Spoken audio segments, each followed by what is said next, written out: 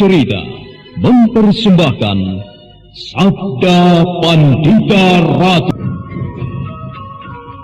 Sabda Pandita Ratu, naskah ditulis oleh Pondra Swasti Langit, diolah oleh Agus Nur Ismail, teknik dan montase Ibing Arifin, dengan sutradara Dian Pertiwi.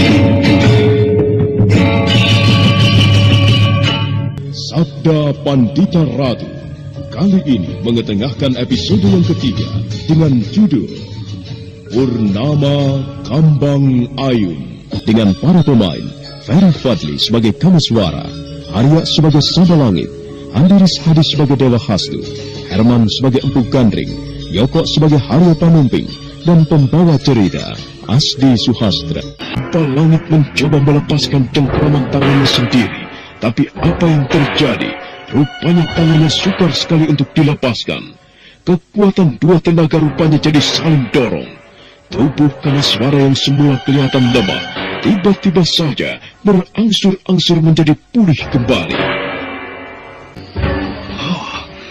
Tiba-tiba saja tenagaku jadi pulih kembali. Aneh, apa yang terjadi sebenarnya ini? Dan kekuatan tenagaku seakan-akan tidak ada habis-habisnya. Saba Langit kelihatan tersiksa sekali. Kalau begitu, inilah saatnya aku harus membalas.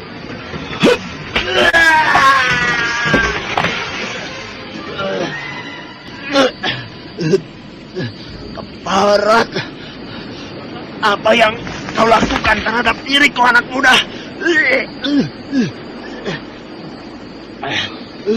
Aku tidak melakukan apa-apa, kecuali hanya menahan hisapan tenagamu. Tidak mungkin.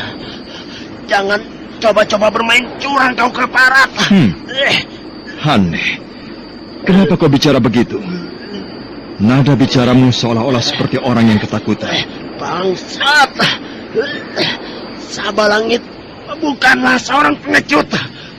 Kau telah berbuat curang, anak muda. Berbuat curang? Lihat baik-baik, orang tua. Apakah benar aku telah berbuat curang? Aneh. Bagaimana mungkin aku bisa berbuat begitu, sementara kedua tanganku masih kau cengkram? Sayang sekali matamu buta. Seandainya kau bisa melihat, kau akan tahu bahwa aku benar-benar tidak berbuat curang. Lepaskan tanganku, anak muda. Lepaskan!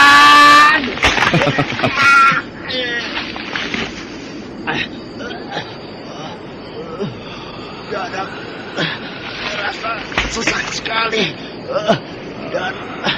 Dan sekujur tubuhku jadi panas luar biasa. Lepaskan tanganku, Kamaswara. Hei, kenapa kau berteriak-teriak minta dilepaskan? Bukankah kau yang mencengkram tanganku? Lepaskan saja sendiri. Bangsat, jangan mempermainkan aku, Kamaswara. Ya, cepat kau lepaskan tanganku kalau kau ingin selamat. Masih saja kau mau mengancamku, padahal kau sekarang dalam keadaan tidak berdaya.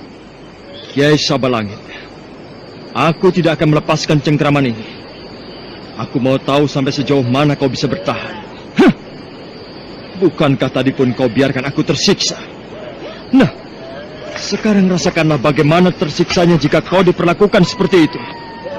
Bangsat, kau Kamaswara.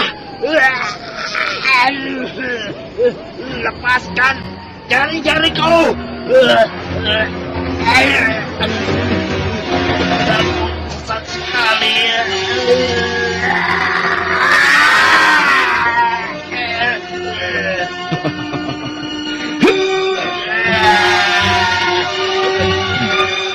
Saba Langit benar-benar tersiksa menerima tenaga yang dihisapnya cukup berlebihan. Tubuhnya sampai terguncang-guncang karena berusaha untuk melepaskan cengkramannya sendiri. Sementara orang-orang yang berada di tempat itu kelihatan tercengang melihat apa yang terjadi di hadapannya. Haryo Panumping dan Ki Ageng Pesanggaran yang semula cemas, sekarang nampak mulai agak tenang. Sabalangit terus berteriak-teriak sambil meronta-ronta liar. Sementara Kameswara yang melihat hal itu hanya menatapnya dengan tenang. Lepaskan tanganku, Kameswara. Lepaskan Kameswara.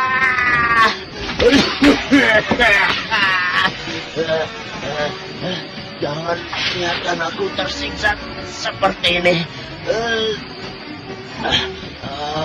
Dadaku terasa sesak sekali dan tubuhku panas. Lepaskan aku, Kameswara.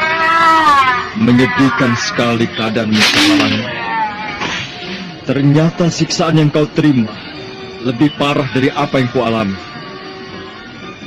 Kalau saja aku yang tersiksa seperti ini, mungkin kau akan tertawa, bahkan mungkin akan langsung membunuhku. Untungnya yang mengalami siksaan ini adalah kau. Jadi aku hanya bisa memandangmu dengan perasaan iba. Lepaskan cengkraman ini, Kameswara.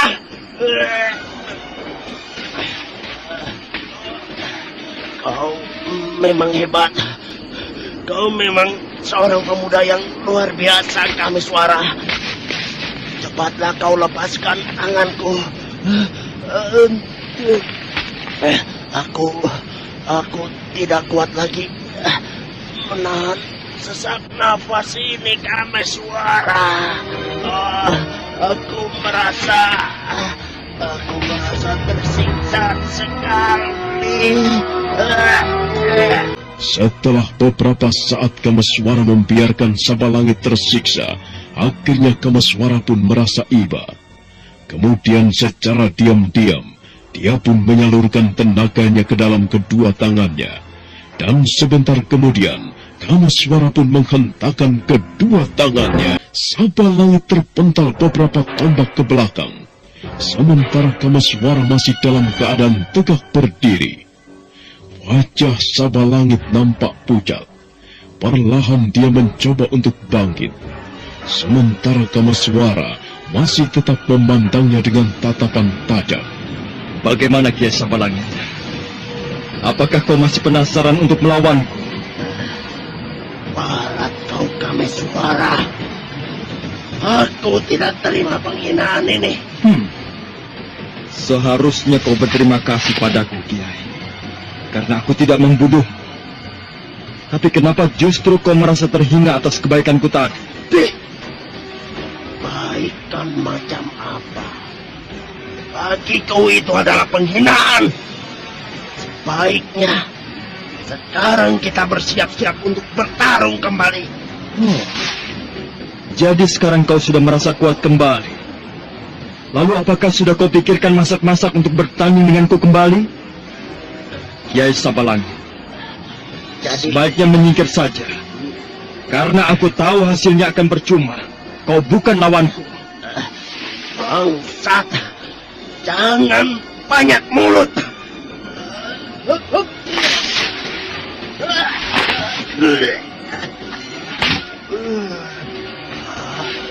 Kenapa tubuhku jadi terasa ngilu semua? Dan tenagaku seakan-akan kandas begitu saja. Sudah kukatakan percuma kau melawanku, Kiai Sabalangit. Lihatlah tubuhmu sekarang. Keadaanmu begitu menyedihkan sekali. Dan wajahmu nampak pucat. Kiai Sabalangit, sebaiknya urungkan saja niat busukmu untuk memiliki keris pusaka ini.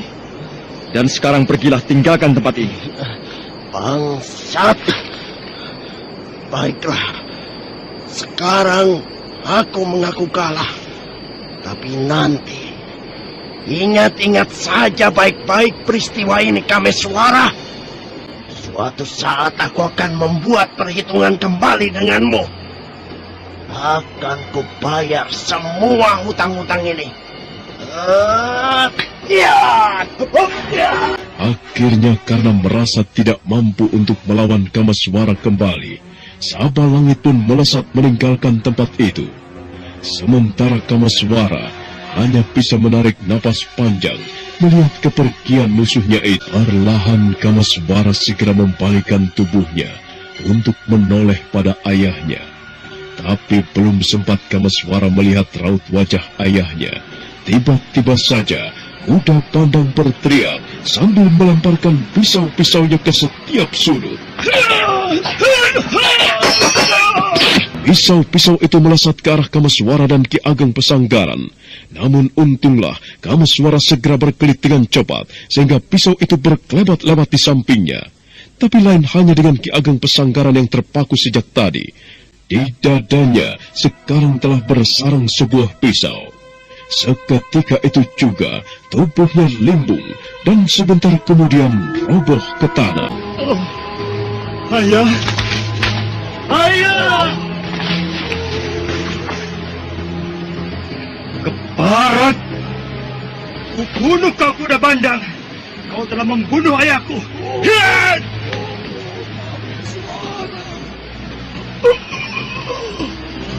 Tahan amarah. Biarkan orang itu pergi.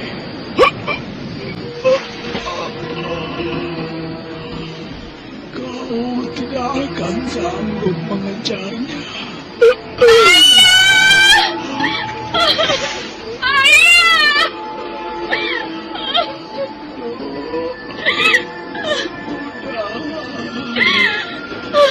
Jangan menangis. Kenapa keadaan ini jadi seperti ini? Ayah, bertahanlah. Aku akan berusaha mencabut pisau ini. Ayah harus sembuh. Tahanlah rasa sakitmu, Ayah. Aku akan berusaha menolongmu. Aku akan segera menyalurkan hawa murni ke tubuhmu, agar darah yang keluar ini cepat membeku. Jangan, Kameswara. Sudahlah. Sekalipun kau berusaha untuk menyembuhkan aku, hasilnya akan percuma. Karena keadaan ayah benar-benar sudah lemah.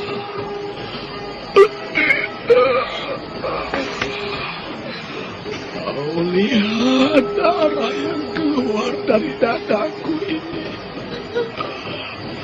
Cukup banyak, bukan? Sudahlah. Mungkin ini sudah nasib ayah. Dan mungkin inilah saatnya ayah harus meninggalkan alam fana ini. Ayah tidak boleh pergi meninggalkan aku. Istri tidak ingin ditinggalkan ayah. Hapuslah air matamu, Dok. Kameswara,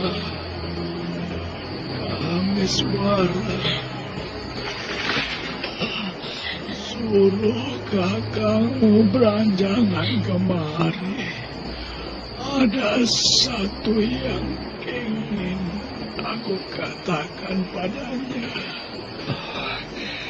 Iya, Ayah. Kakang beranjangan. Kenapa kakang masih diam di situ? Kamaswara segera mendekati Mahesa Beranjangan kakangnya. Tapi Mahesa Beranjangan sendiri seakan-akan tidak peduli dengan adiknya. Bahkan dengan keadaan ayahnya yang dalam keadaan terluka parah sekalipun. Dia masih diam terpaku. Pikirannya seakan-akan melayang ke alam lain. Kakang, apakah kau tidak mendengar kata-kataku? Lihat keadaan ayah. Ia memanggilmu. Ayah butuh kehadiranmu di sisinya. Aku tahu kau sangat membenci ayah setelah mendengar fitnahan dari Kuda Bandang. Tapi aku harap kau dapat memendam dulu itu semua. Besarkanlah hatimu untuk melihat keadaan ayah.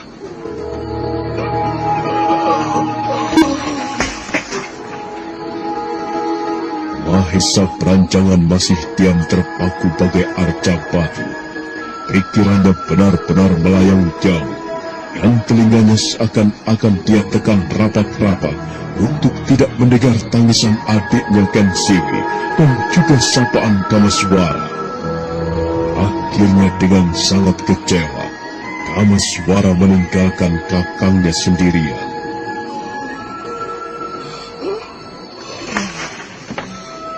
Rupanya kakangmu telah membenci aku, Kamaswara. Ya, sudahlah, biarkan saja. Kalau saja dia tahu kejadian yang sebenarnya, kenapa aku membunuhnya? Dia pasti akan menyesal.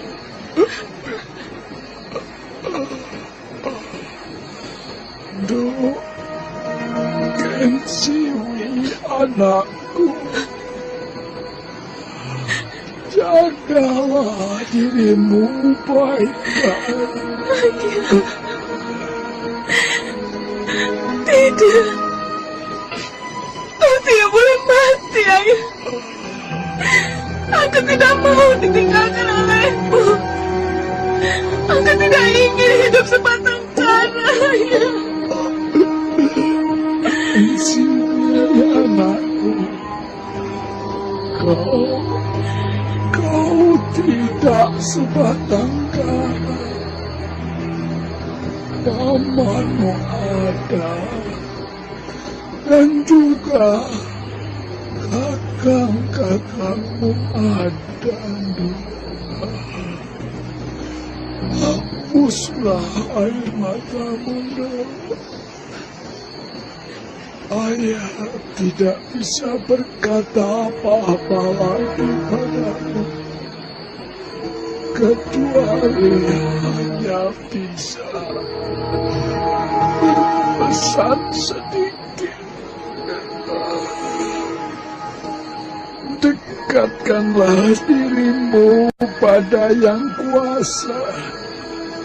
Dengan begitu, kau akan menghadapi cobaan hidup ini dengan tabah.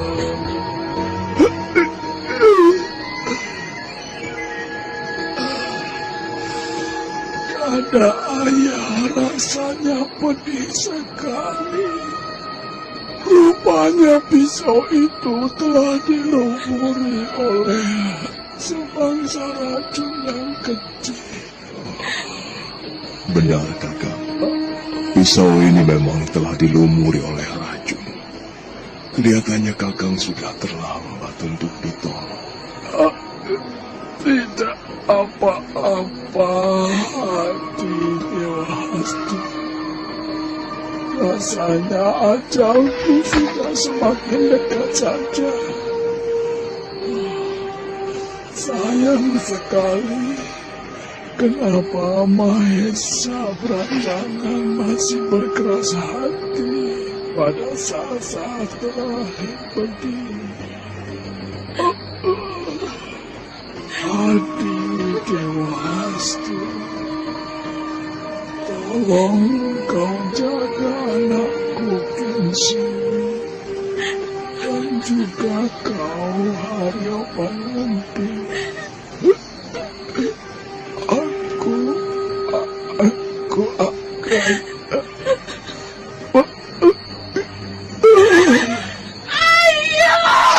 Garan atau Kanigara terkulai lemas sambil menghembuskan napas di pangkuan Haryo Panumping. Ken Siwi Nareswari, anak bungsu Ki Ageng Pesanggaran, menangis tersengguk-sengguk, sampai-sampai tubuhnya terguncang-guncang. Sementara Empu Gandring, Biku Dewa Hastu, Haryo Panumping hanya bisa menundukkan kepala saja.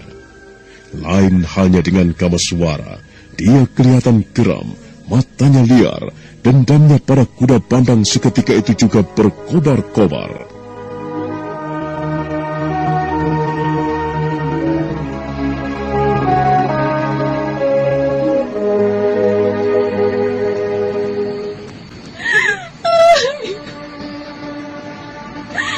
Jika pandang ke barat, aku akan menuntut balas atas kematian ayahku. Akan kucabik-cabik tubuhmu untuk menebus dosa yang kau lakukan terhadap ayahku. Ke barat!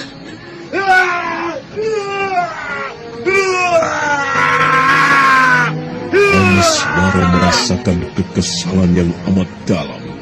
Dia mengamuk ke sana kemari, sampai akhirnya dia diam kembali sambil menatap wajah ayahnya yang telah pucat.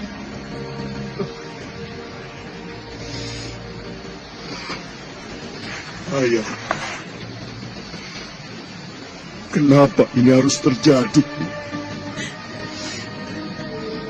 Belum selesai aku membalas kebaikanmu, kau sudah pergi meninggalkan aku. Oh, Sang Hyang Agung, apakah ini balasan akibat dosa-dosa yang pernah kulakukan? Kalau memang demikian, kenapa cobaan ini tidak kau limpahkan saja padaku? Kenapa? Hati Kamaswara benar-benar hancur melihat kematian ayahnya dengan cara yang menyedihkan itu. Begitu juga dengan Kan Siwi. Dia nampak masih mendekap tubuh ayahnya yang sudah dingin membeku. Ayah! Kenapa kita harus berpisah dalam keadaan yang seperti ini? Perjalanan hidup manusia sudah diatur oleh Yang Maha Kuasa. Jadi apapun takdir yang diberikan, kita harus menerimanya dengan hati yang tabah.